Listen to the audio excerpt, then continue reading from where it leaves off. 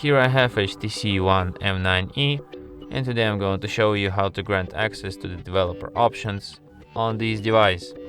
So firstly, let's open settings, then go to the about section, phone identity, software information. Here you have to find them, go to the more, find the line build number and tap on it with your finger several times until you get the message.